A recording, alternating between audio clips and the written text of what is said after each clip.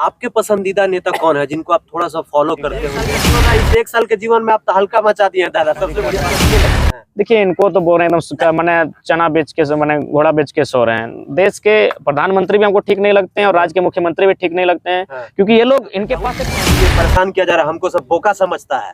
देखिए, अगर आप आदिवासी का ही हैं तो सबसे पहले आदिवासी का ही भला कीजिए। रांची में सीएनटी का उल्लंघन करके आदिवासियों की जमीनों को खरीदा जा रहा है। आप उस पर भावनाओं पर, केंद्र के प्रधानमंत्री भी भावनाओं से खेल रहे हैं और राज्य के मुख्यमंत्री भी भावनाओं से खेल रहे हैं। इनके पास माने जो युवाओं का जो करियर, उनका जो उत्थान हो सके, उस पर कहीं ना कहीं जब लड़ाई होगी तो पूरा सभी स्टेट को मिलकर लड़ना होगा।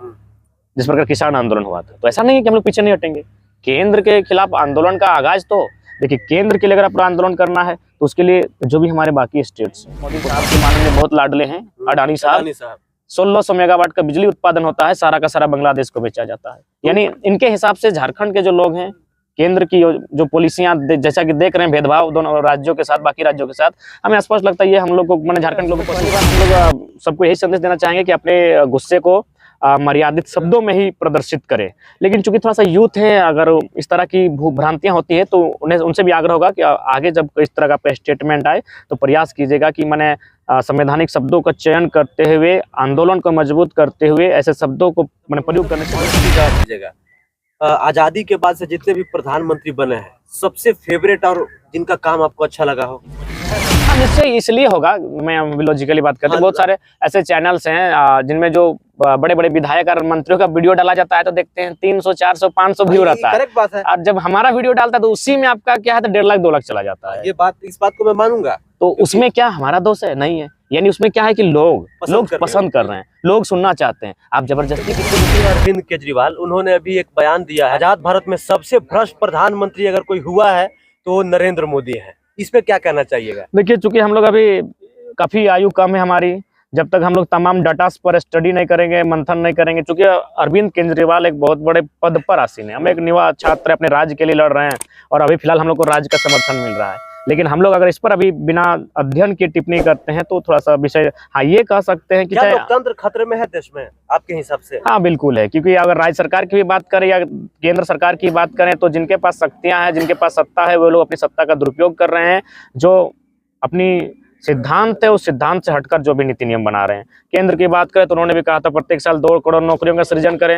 राज्य की बात करें तो राज्य ने भी कहा था 5 लाख प्रत्येक वर्ष नौकरियों का सृजन करेंगे। अतः मुझे लगता है पॉलिटिकल दृष्टिकोण से अपनी नैतिकता का, इनमें जरा सी भी नैतिकता का गरिमा नहीं रख रहे हैं, अपने सिद्धांतों से बिल्कुल विपरीत दिशा में बात कर रहे हैं। तो फिलहाल तो मैंने लोकतंत्र जैसा आशय नहीं लगता। बिल्कुल, जब भी हम लोग का सामना होता है एक आम व्यक्ति से तो आसानी से प्रशासन अपना तंत्र, अपना शक्ति दिखाती है। लेकिन जब उनका सामना किसी कंपनी के या फिर किसी बड़ी अधिकारी से होता है तो वहाँ कुछ भी डंडा नहीं चलता है, ना किसी भी प्रकार का उन पर हथकंडा अपनाया जाता है।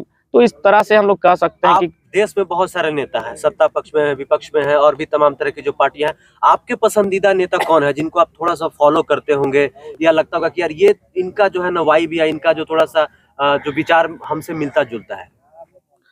देखिए, अभी तक तो हम लोग उतना दूर तक सोचे नहीं है, क्योंकि हम लोग का मात्र 1 साल का ही जीवन रहा है एज ए पॉलिटिकल। 1 साल का जीवन रहा, इस 1 साल के जीवन में आप तो हल्का मचा दिए हैं दादा, सबसे बड़ी बात ये है।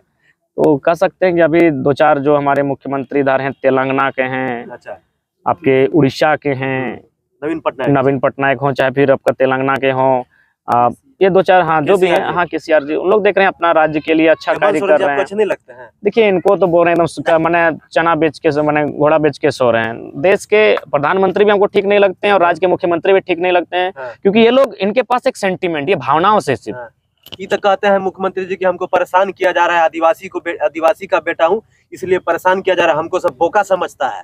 देखिए, अगर आप आदिवासी का ही हैं तो सबसे पहले आदिवासी का ही भला कीजिए। रांची में सीएनटी का उल्लंघन करके आदिवासियों की जमीनों को खरीदा जा रहा है, आप उस पर तो पहले अमल कीजिए। वही तो बोल रहे हैं, केवल भावनाओं पर। केंद्र के प्रधानमंत्री भी भावनाओं से खेल रहे हैं और राज्य के मुख्यमंत्री भी भावनाओं से खेल रहे हैं। इनके पास मैंने जो युवाओं का जो करियर, उनका जो उत्थान हो सके, उस पर कहीं ना कहीं कुछ फोकस नहीं है।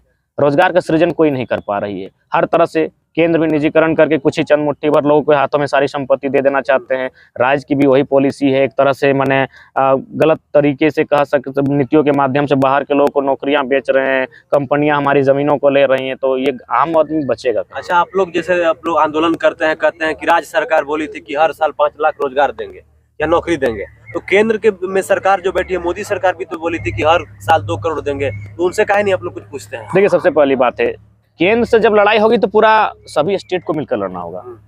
जिस प्रकार किसान आंदोलन हुआ था, तो ऐसा नहीं है कि हम लोग पीछे नहीं हटेंगे। केंद्र के खिलाफ आंदोलन का आगाज तो देखिए, केंद्र के लिए अगर पूरा आंदोलन करना है तो उसके लिए जो भी हमारे बाकी स्टेट्स हैं उनको साथ देना होगा, और खासकर उन स्टेट्स को देना होगा जिनको बेहतर मीडिया कवरेज मिलता है। एक बात सच्चाई है, अगर झारखंड से अगर आप केंद्र के खिलाफ अभी जाते हैं तो आपको कोई सपोर्ट ही नहीं मिलेगा। अभी देखिए, इतना बड़ा आंदोलन हुआ, कोई नेशनल जगह मिला?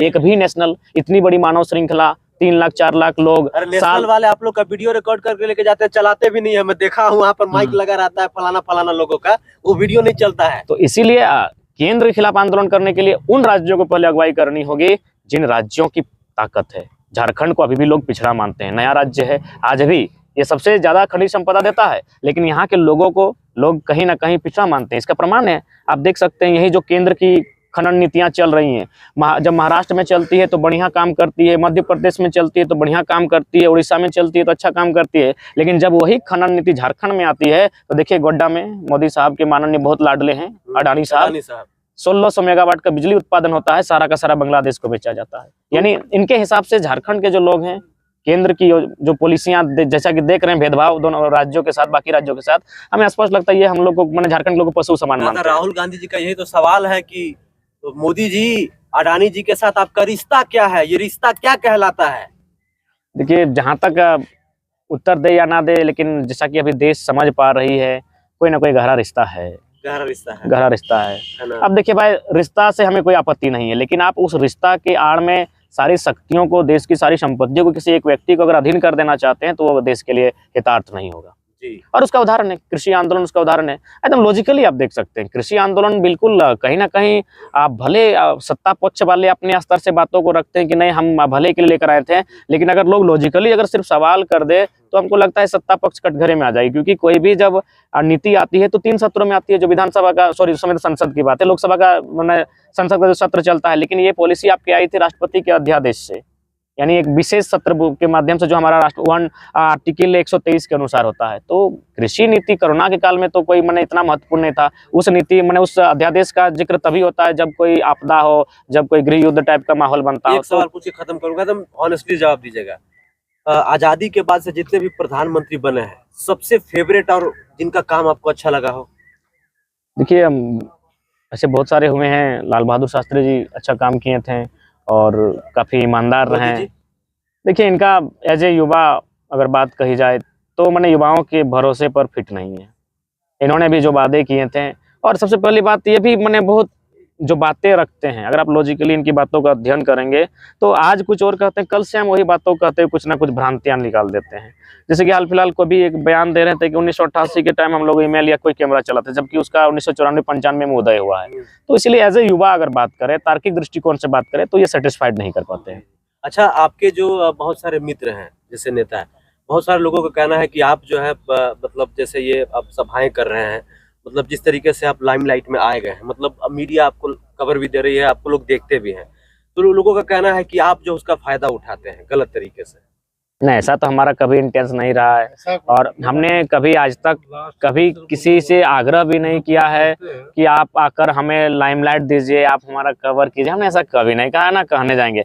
और हम लोग जो है बस कर रहे हैं, और मीडिया अपना काम कर रही है। इसीलिए मुझे लगता है कि कोई भी अगर इस तरह का बात कर रहे हैं तो वो केवल और केवल अपनी भड़ास और अपनी खुन्नस को निकाल, मतलब होता है कि ज्यादा आगे बढ़ रहा है इस वजह से, है ना? हाँ, निश्चय इसलिए होगा। मैं लॉजिकली बात करते हैं, बहुत सारे ऐसे चैनल्स हैं जिनमें जो बड़े बड़े विधायक और मंत्रियों का वीडियो डाला जाता है तो देखते हैं 300, 400, 500 व्यू रहता है। करेक्ट बात है। और जब हमारा वीडियो डालता है तो उसी में आपका क्या है, तो 1.5 लाख 2 लाख चला जाता है। ये बात, इस बात को मैं मानूंगा। तो उसमें क्या हमारा दोष है? नहीं है। यानी उसमें क्या है कि लोग पसंद कर रहे हैं, लोग सुनना चाहते हैं। आप जबरदस्ती किसी को नहीं दिखा सकते। जबरदस्ती कैसे किसी को दिखा सकते हैं? आपका नाम आता है तो लोग क्लिक करके देखते हैं, तो इसका मतलब लोग पसंद कर रहे हैं, लोग पसंद करते हैं, हमारे विचारों को सुनना चाहते हैं। तो इसीलिए उसमें हमारा भी दोष नहीं है। और बाकी लोग कहीं ना कहीं अपना खुन्नूस निकाल रहे हैं।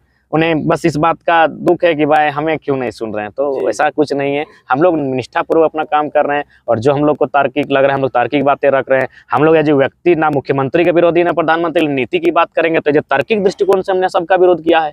केंद्र की भी योजनाओं का हमने अपने मंचों में विरोध किया, राज्य की योजनाओं का विरोध किया। आप जिस तरीके से शब्दों की मर्यादा में रहते हैं, जैसे आप मुख्यमंत्री जी से भी कुछ सवाल करते हैं तो एक एकदम संवैधानिक शब्द का प्रयोग करते हैं, लेकिन अभी आप एक दो आप ही के समर्थक, उनका वीडियो वायरल हो रहा है, मुख्यमंत्री को उल्टा सीधा मतलब अजीबो तरीके से बोला जा रहा है, इस पे आप क्या कहना चाहिए? देखिए, सबसे पहली बात हम लोग सबको यही संदेश देना चाहेंगे कि अपने गुस्से को मर्यादित शब्दों में ही प्रदर्शित करें। लेकिन चूंकि थोड़ा सा यूथ है, अगर इस तरह की भ्रांतियां होती है तो उन्हें उनसे भी आग्रह होगा कि आगे जब इस तरह का स्टेटमेंट आए तो प्रयास कीजिएगा कि मैंने संवैधानिक शब्दों का चयन करते हुए, आंदोलन को मजबूत करते हुए ऐसे शब्दों को मैंने प्रयोग करने से बचा जाए। और हम लोग भी जो भी शब्द का प्रयोग किए हैं, एक शब्द से मुख्यमंत्री हमारे नाराज हुए थे, मूर्खमंत्री, उसको हम खुले मंच पर हमेशा तार्किक बोलते हैं कि हमने किसी भी गलत दृष्टिकोण से आपको नहीं कहा कि मूर्खमंत्री, इसको आपने स्वयं बताया कि आप मूर्खमंत्री हैं। क्योंकि हम लोग 6ठी क्लास में पढ़ रहे हैं कि लाभ के पद पर विधायक, सांसद, राष्ट्रपति, राज्यपाल नहीं हो सकते हैं, आप मैंने पत्थर का माइंस चला रहे हैं, तो आप खुद साबित कर रहे हैं।